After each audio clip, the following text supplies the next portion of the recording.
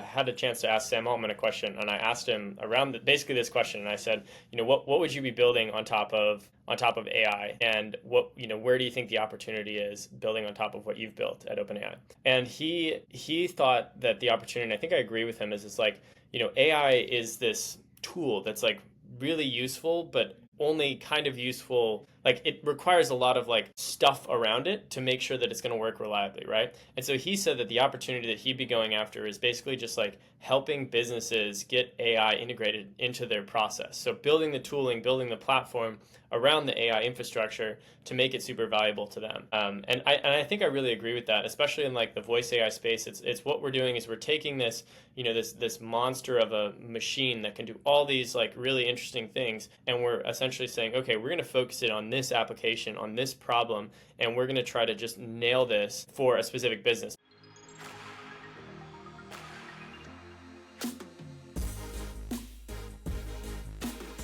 Hello and welcome to Fireside with a VC. My name is Andrew Romans, and today we're with Will Bodewes, who is the founder of Phonely. Will, great to see you. Yeah, thanks so much for having me on.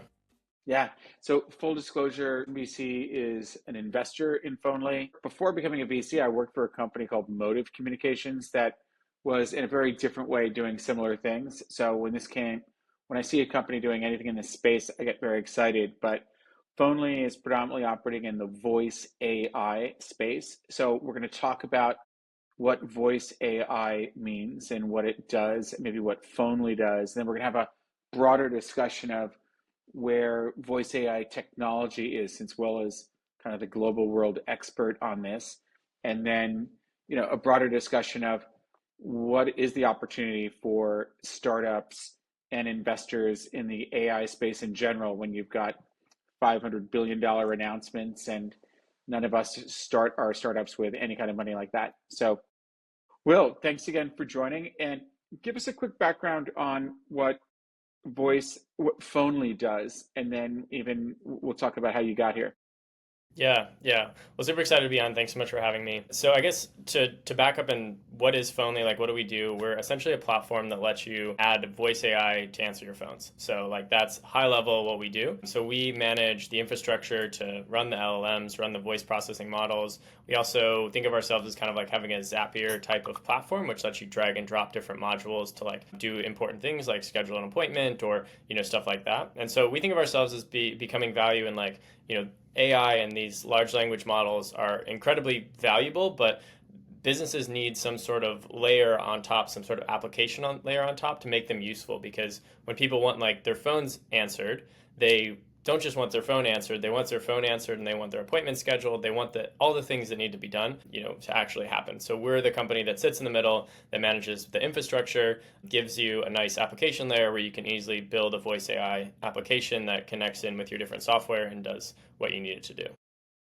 Will, can you give us a granular, maybe real world example of how some call center or some business was answering the phone? I mean, you can think of anything from like your auto insurance company to your telecom operator. Everyone loves talking to customer support, right? And so what does that look like without you guys? And then what does that start looking like once they're adopting voice AI through Phonely? Yeah, great question. So, there's a lot of different industries that we end up working with. Like I can talk through one of them, which is just like a contact center that we work with. They do a couple of different areas, but one of the ones I want to talk about is like the qualification space. So right now in like healthcare and Medicare, there's a lot of this qualification that happens in order to like pass somebody on to a licensed expert. So for example, if you're in the Medicare, you're looking for Medicare insurance, you call in, we need to answer a few qualification steps before we pass you on to somebody else.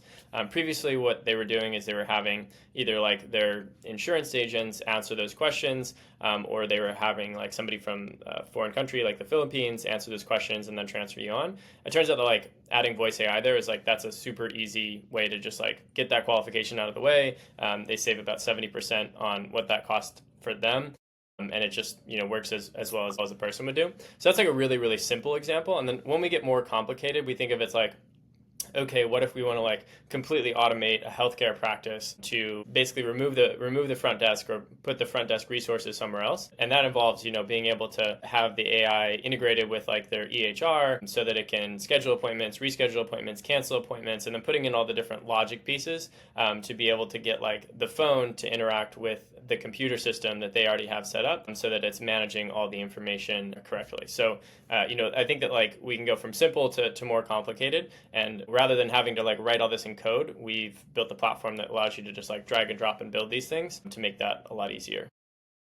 So integrating into other systems that these businesses use has been a key part of the value proposition, it sounds like. Yeah, and it's actually like one of these things that's it's not as easy as it seems because traditional like code is like you build a code and then like it integrates with it, right? But when you're using like these large language models, like there's this whole other like you're operating code with like a little like puppet stick, right? Because you're relying on these large language models to make like the function calls to execute the API routes. And so that was like a problem that like stumped us for a while, and we basically had to develop like a whole different architecture in order to like be able to process that to get like 100% reliability, which is what you need like in code. But I think that that's like the interesting thing about these LLMs is like they've unlocked this because they're not perfect and they don't do everything repeatedly and reliably. They've unlocked a lot of value for startups and businesses to come in and help make them valuable for these businesses by putting the guardrails, putting the controls, and building the tools that need to be built in order to make them really valuable. Right. So, I mean, there's probably like a million startups that could, be created out of what you just said there. What about like the next level of analytics? Are how does it play in of learning from the previous call or learning from a bad session where, the customer's not happy with what's happening?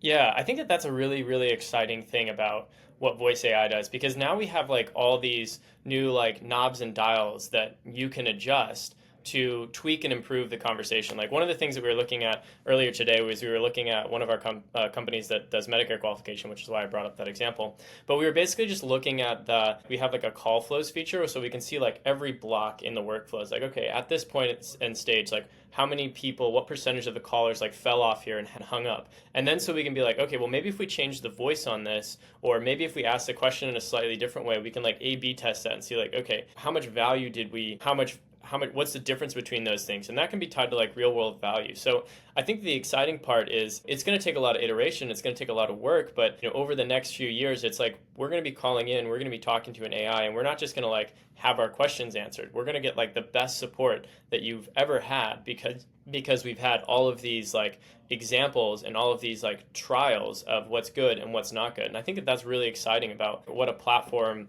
on top of this AI can really do. It's pretty cool. I mean, I remember like if you look at the very beginning of e-commerce, when like Amazon.com was selling books and CDs of music on the internet, and like that was it. We had no optics into knowing when somebody abandoned from the process. So like somebody looked up Rolling Stones, whatever, tattoo you, and then it comes up. We don't know really what was happening of them getting through how many work pages before they did something more complicated, like in the UK, changing your electricity and gas and electric. That might be like, you got to go get your other bill, you got to enter all this information. And, we've come a long way since, 1993 on being able to measure where abandonment was happening and stopping you from, you know, why are you not growing 40% a month instead of like barely surviving? So it's pretty amazing to think of injecting that level of intelligence and analytics, or why is this woman cranking and selling 26 houses a month? And this poor dude is barely selling one. He's about to get fired. There's like that level of tweaking it, the whole business. So it's, Yeah. it's pretty amazing. So Yeah. you're seeing this kind of kick in at this point? Yeah, I think it's like one of the most exciting things, and you really touched on it there when you were just talking about like e-commerce. I think it's such a great example because it's like previously all of this information was like we didn't know. Like we just, well, I don't know, like, well, this agent's good and this agent's bad, and it's like, well, they're just not like that good. But now it's like we can know all this information. And I think the companies like we're just starting to figure out that like that is really, really, really valuable to these businesses and to these enterprises, and saying like, if we can increase your conversion rate over the phone by 5%, that can result in like hundreds of thousands of dollars for or millions of dollars for some of these large enterprises. And if we can provide that much better of a customer support experience, then I think that becomes super valuable. So that's like one of the things that gets me really excited about this space is it's going to be like, voice is not just going to be on the phones either. It's like it's going to be everywhere. It's going to be like you're talking to your computer and the AI is using the software that you're using, and that all requires some software sitting behind it to like gather the information and let you look at and configure like what's the good, what's the bad. And I think that that's where I see a lot of opportunity is just like voice is going to unlock this whole new medium, and we need some tools to be able to allow us to visualize and improve and iterate on top of that. And I think that that's like really what we're focusing on over the next bit is just like now that we've got the voice piece, the infrastructure, and all that stuff, it's like how do we really improve conversations to the next level? I mean, when you're probably too young to remember when Mark Andreessen, took HTML and put it into the Mosaic browser, which became Netscape. But like most people like me, we read about it before you witnessed it. We were using HTML before, but when you first read about it, you're like, well, that means I could embed a video. So if I want to like rent an apartment in Hong Kong and I'm living in New York, I should be able to like just click here and get a virtual tour through it. We didn't realize that like 98 baud modems wouldn't allow that level of, bits to stream through the pipes to see the place. But I would say the World Wide Web has not done a good job of layering voice onto, the browser experience as much as it should. Especially with the edge speed of the mobile and fixed web is so fast now that if voice could be more ubiquitous around all of web browsing experiences and even like the next way of interacting with, websites. But I want to flip back to the size of the opportunity, even when it's dumb deflecting or shortening the duration of a phone call, like what those economics look like. Like, for example, when I was at Motive, before I was a VC, I was running Europe, and we would go to British Telecom and say, you're about to introduce broadband with self-install. The average consumer made 12 phone calls in the first year to a call center, and the fully burdened cost in the US was like $40. And the UK and BT was trying to make it look like it was less because our software deflected 90% of their phone calls. So you could put into like a discounted cash flow. We will, if we can make 12 phone calls go to 10 phone calls, and the remaining two phone calls are shortened by 70%, and each phone call is, $40. What is the annual savings for you? And how does that impact churn? How does that impact your ability to roll out video on demand and new services? If you're able to support the existing one, you're able to introduce new ones. So you kind of have like the number of users times ARPU minus ACPU, right? If you can increase the number of users because you're getting them enabled and using the service, if you can lower average cost per user, increase average revenue by introducing services, like how big can this be? Like how much could Phonely be saving and making for a large, big customer? Yeah, I think that's a great question. So like usually what we're seeing is when we're deploying it like on large scale projects is anywhere between like 50 to 70% cost savings right off the bat, depending upon like where their previous agents were and a few different things. But I think that's massive, right? And we're getting to the point in where it's like AI can really do like what all of the tasks like a person can do. And so I think that as we see this going forward, it's just going to be like this. There's just like this massive, massive, massive opportunity where we're not like selling software. I think that that's something that people, like, oh, you're just selling like software. Software is small, but it's like we're selling like call centers to call centers, and I think that the call center space is multi-trillion-dollar opportunity, and the software to call centers is in the billions. of dollars. And so I think that that's where we're seeing, really exciting. Now, obviously, when you get these cost reductions, like the TAM goes down a bit, but I think that at the same time, we're also seeing like voice increasing as a medium, and so people are starting to prefer convenience, right? You're going to start listing your phone number on the front page of your website because you don't have to deal with staffing, you don't have to deal with all these things, right? And so it becomes like people prefer to talk. Like we've been talking for millions of years, and we've been using software for like 50 or 100. And so it's people will prefer to use voice once the voice becomes like a productive medium of doing so, and they can really get anything done that they need. And as far as your technology, I mean, like Superhuman, another one of our great investments, somebody writes me in French, I can write them right back in English and say, click, send that to her in French, and it does it just as well in Japanese. Where is AI voice with different languages right now? Yeah, so we can support like multilingual switching, which is like one of the really cool features that we have. And so, a call center or business like doesn't have to hire somebody who's multilingual if they're Spanish and English or English and French or whatever. We can automatically detect that and then switch it over, which is like a really handy feature. So what is, if one of your customers says, okay, this is what it costs, this is what I have to pay Phonely to support us in English. What if I want to add 20 languages? No extra cost. It's like natively supported. That's crazy. No Yeah. extra cost. Yeah. Whereas, what does that look like, in a call center in Gothenburg where I used to go to in Yeah. Sweden? That's nuts. That's pretty interesting. I mean, because the call center industry kind of went to India and then it kind of went to the Philippines. I Yep. mean, actually, I'm missing Ireland. Ireland blew it. Ireland had it, and then under Alfie Kane, and then they kind of lost it to India. This is pretty nuts that it could be in a place like Vietnam where they're not famous for being great at languages. That is insane. So what else would you comment about the overall industry of where you see just basically the voice AI sector? Where is the technology now? What's going to look different in 2 years, 5 years, 10 years from now? Yeah, I think it's a great question. I actually like I was at a retreat the other weekend. I had a chance to ask Sam Altman a question, and I asked him around basically this question, and I said, what would you be building on top of AI, and where do you think the opportunity is building on top of what you've built at OpenAI?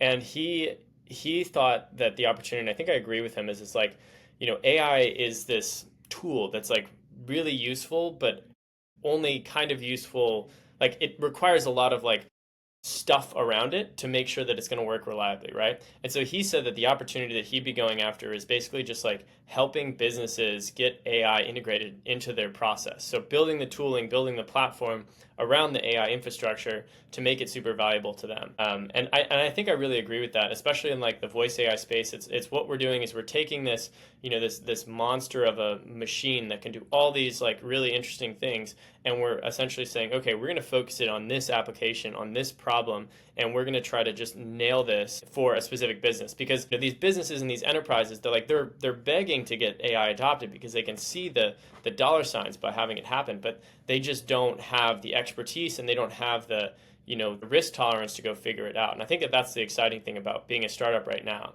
is it's can really like a startup is a great place to be because it's like we can try out like a million different things and like figure out what works, right? Whereas if you're a large company and a large organization, it's this like very slow process of being like, okay, well, let's try this. Well, let's see, what do they have to say? Is this going to be okay? Can we use this company? They're a small company. We have to go through procurement. Whereas startup is like, all right, well, like I heard my friend Brooke over here, she was working on like some cool eval thing. Like, let's try that out and like see if it works. And like, oh wow, this is working really well. So let's like double down on it. So I think that for founders, it's like a really really exciting time because there's all these new things that are being built. There's all these new things that can be built, and the ability to just like simply just like try a bunch of things and then like go for a problem, try a bunch of things, figure out what works, and then you can just essentially teach that problem and that process to these larger businesses, these larger organizations to help them solve their real business problems. And I think that that's what you do to have success in the space that we're at right now.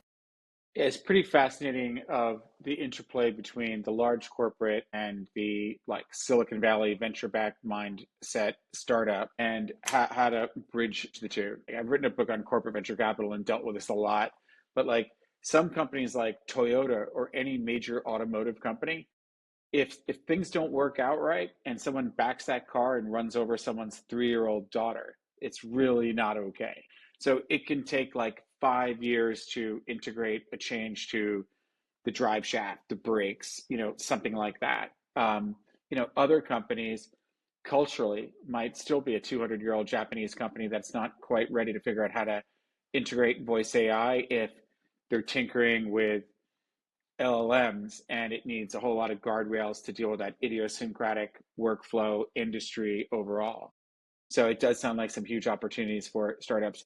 How do you see timeline shifting on like where we are? We're recording this in early 2025.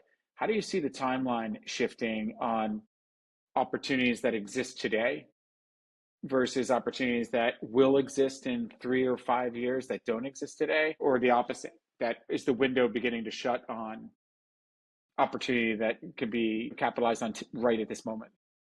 I think it's an interesting time. Like, I feel like probably it's most comparable to like the internet, where people are like, like we're going through the internet bubble, and then people are like, well, everything on the internet's already been figured out. So like there won't be any other software companies created because it's like we've already figured out everything to do. And it's like we've seen years and years and years and years of more and more software companies being created on top of it. So I think that there's going to be opportunity as long as like these AI models aren't perfect and aren't like truly super intelligent and can do everything better than a person. There will be plenty of opportunities for founders and for startups to be building even similar things that have already been built and already been successful, and then doing it better, cheaper, or different, right? I think that it gets interesting when we're dealing with AI is like the question that's in my head is like, does AI keep getting better and better, and is it like this one encompassing thing that like is actually like better at a person than everything, and then or your job is just to like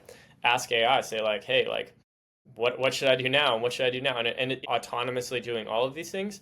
And I think that is the question that's like definitely on my mind. But I think that for the next like 5 to 10 years, that is not going to be the case. So there's going to be at least like 5 to 10 years of really exciting time to be a founder, to be a builder, and there's going to be these businesses out there that are looking for solutions, looking for AI systems to be implemented. And I think that there's probably not even enough founders to go and like tackle all the problems that need to exist. I think so too. It's when I hear people talk about, will we need universal basic income because we won't have to do anything? I just think that is as ridiculous as saying we're going to shut down the patent copyright office in a few years because we will have already patented all the inventions.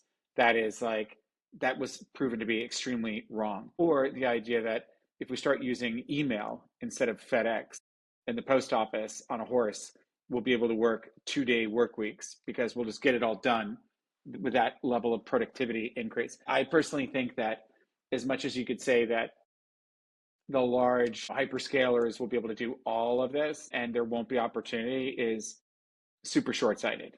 That's like saying there's an end of the universe. It's like saying the earth is flat. I think it's limitless. I think like at the end of the day, like everyone, it's really easy to get like caught up in it and just like being focusing on it. But if you like just like take a step back and you're like, okay, what's actually going on here? Like we made all of this stuff up.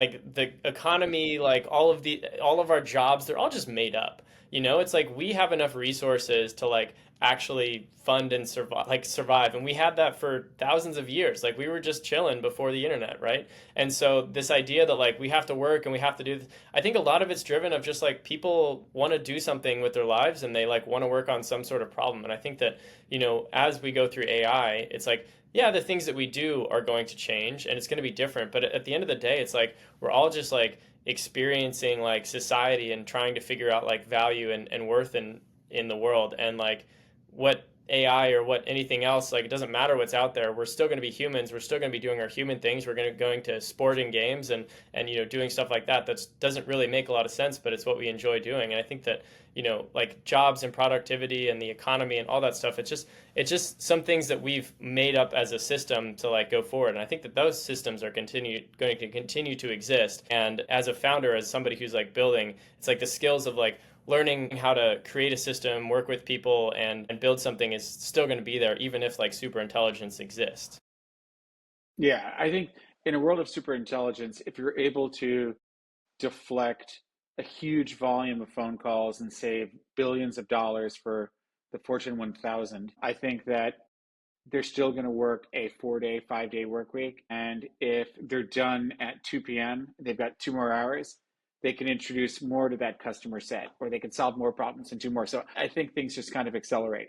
A good example of that was that email didn't have us work fewer hours. If anything, you're working in the airplane when then someone's telling you it's time to shut your laptop off. You're working much more than you were before. You might have been chilling, having a drink in the old world before there was cell phones and mobile internet. So yeah, I don't think there's really going to be any rest for the ambitious, entrepreneurs and investors or corporates. Um, yeah. So what do you think? What is your perspective on the stakes being so high? I mean, we heard like the announcement of Stargate being a $500 billion project. When you layer in debt and stuff, they're probably not kidding of that happening. Do you see any issues with, and I think I know your answer to this, but do you ever worry about the kind of massive, super funded hyperscaler type players in the world of emerging AI competing with their customers? Are they going to customize everything that's possible for every idiosyncratic industry? Do you scratch your head at all that from a perspective of a founder or investor? And mind you, you've gone through Y Combinator, where it's quite a high volume of companies that almost seemed like it was 98% LLM driven technology. And those guys don't start off with $500 billion of funding. Yeah, for sure. I think that personally, I don't spend a lot of time worrying about it, right? Because I think that there's always going to be opportunities out there, and it doesn't really help you at all to be like, I'm not going to do something because, somebody has more money or somebody's going to do it better or somebody else is already doing something. It's like if I want to do something and if I believe that the problem is not fundamentally solved and I think that I can solve it, like I'm going to go do it until like that's no longer the truth anymore. And I think it's like, as a founder, there's so many things to worry about. Just spending time worrying about other people and what they're going to do. I don't know. It doesn't like until the like it's this is like fine line of being like delusional and being like, okay, like I'm just going to keep working on this, and then also just being like, okay, like the problem isn't solved. I think I can solve it better. I'm going to keep going. I'm going to keep going. So I think it's definitely a balance, but for me it's like it's not really worth wasting my time on that because we've seen a lot of businesses that are much more well funded, like blunder opportunities that small startups have been able to capture. And I think it's that piece that keeps startups alive and is like at least what keeps me and the team motivated. Yeah, yeah, and that's what drove M&A at Cisco to make them the most valuable company by market cap in the year 2000. They figured out how to access startup innovation, fund it, and buy it. So, beginning to close out this session, Will, tell us about your background. How did you get to become the CEO of one of the hottest companies in Silicon Valley? Yeah. Started so I guess like started I was getting a PhD in artificial intelligence research before starting this company. Got really interested in like obviously large language models basically before the time that they were like got big. Like I was on GPT-2, GPT-3, like using it before ChatGPT came out. Just like, and I didn't really know. I was just like playing around and experimenting with it. But I think I was learning a lot about how these language models work, how they can do what they can do, and then going through the PhD was thinking about like I would really love to go and tackle this opportunity. And met Nisal, who had a background in telecommunications and was a senior developer previously, also getting his PhD.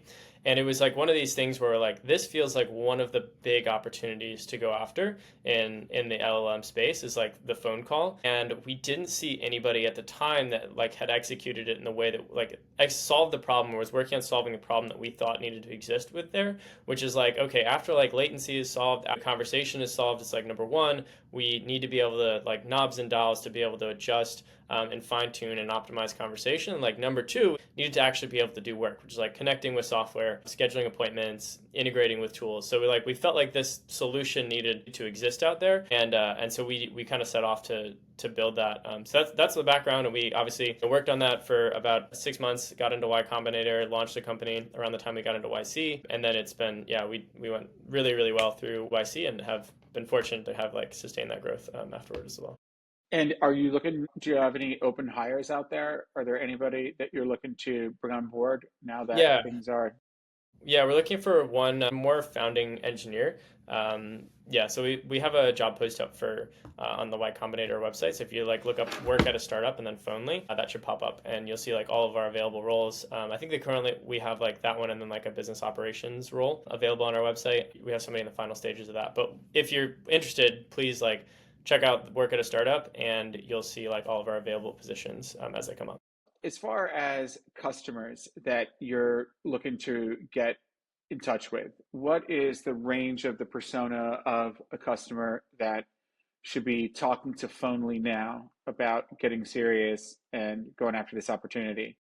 Yeah, absolutely. So like right off the bat, like if you do qualification in any sort of way, so if you do Medicare qualification, legal qualification, any situation where you're like answering like 5 to 10 phone calls and then like qualifying it to someone, like talk to us because we can save you probably like 50 to 70% over what you're doing right now. We've got like templates built out for your industry, probably already like ready to go. And so number one, like that's like a really great opportunity. Secondly, like if you're in healthcare, we are HIPAA compliant, and we do have some integrations with some EHR systems, so that might be interesting to you. So I would say that like those two industries, alongside of anyone who's just like operating a call center, receives like a high volume of calls that's looking to like eliminate or offload a vast majority of their like support. We can probably get to and get it up and running by the end of this. Well, not this month, but next month. Okay, and so what is the lag time? Like it used to take us kind of 12 weeks to get a huge telco to switch over to us with the install CD-ROM and the ongoing customer support when it was Motive. And this is, decades and decades ago. We probably could have gone faster than that, but you're dealing with TeliaSonera, Iracom, British Telecom, France Telecom, Teleperformance. It's going to take at least 12 weeks if we show up parachuting in. What's the timeline now of turning up an actual user customer? Yeah, for sure. Like I said, it depends on the complexity of the use case and the customer. A lot of times I feel like we spend just like waiting for the customer to like provide either like API documentations or just like run through their series of tests that they have. But like usually our process works as like we'll get on an onboarding call, we'll take your existing call scripts, we'll go through, build that out in Phonely, we'll check your like API docs, we'll build out any API routes that need to happen. That process takes about like 1 to 2 weeks. Then we go through like a testing period where we run through tests, we run simulation tests, we show the results of that, and we tweak and we optimize there, and that can take anywhere from like a week to a week and a half. And then after that we'll have like 4 or 5 thousand like simulated conversations. We'll know like any like of the areas that like needed to be improved on or whatever, and then we'll deploy it into production. So we've gotten customers up anywhere from like 1 week to to like potentially a month, but that would be the time frame to implementing even the largest scale organizations. Well, I'll tell you, anyone who's consulting to any of these target customers, or if the target customers hearing this, the opportunity to lower your costs, to delight your customers, make them happy, lower churn, be able to introduce new products and services that you can introduce, enable, and support. This is just like a big opportunity. There's just kind of like no limit to this ocean on what revenue could be for you guys. So we're just super excited with how quickly we can safely move into this new era of humanity. And so, Will, final question. We're going to drop off. What's the best way for people to get in touch with you or Phonely? Yeah, absolutely. So you can check out our website at Phonely.ai. That's Phonely.ai. You can also just shoot me an email if you want. It's will@Phonely.ai. That's probably the best way. Or follow my LinkedIn. My name is probably post, but Will Bodewes here. And all the resources can be shared around by you if you like. Okay, wonderful. Well, I will put links to all that in the show notes. So, Will, thank you so much, and we'll talk to you real soon. Yeah, always a pleasure chatting. Take care. Okay, bye for now.